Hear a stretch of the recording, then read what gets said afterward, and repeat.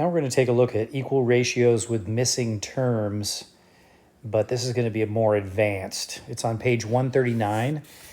We are looking at problems 27 to 34 specifically, and these are kind of like problems 16 to 23 on the page before, but they're a little bit trickier. There's a little bit different approach of solving them.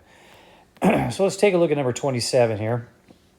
We've got a ratio of 63 to 27, which is equal to a ratio of 49 to some missing number right here.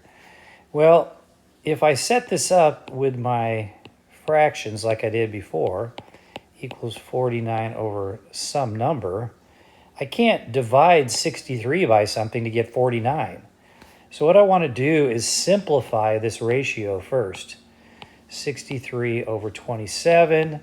I can divide both of these numbers by 9. So 9 times 7 is 63, and 9 times 3 is 27. So this is actually a ratio of 7 to 3.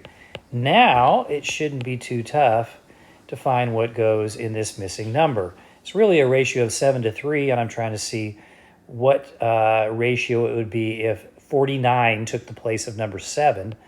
So 7 times 7 is 49, and 3 times 7 is 21. So 21 is the number that goes in that missing spot.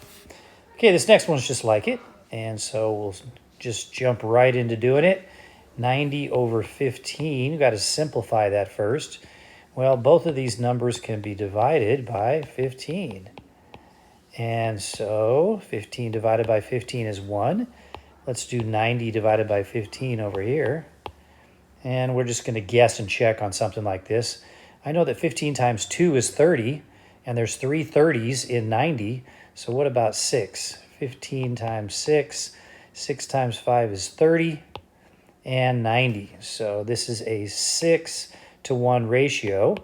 And then this ratio that I'm trying to make it equal to is a missing number over 7. So I'm multiplying 1 times 7. So I have to multiply 6 times 7. And I get 42.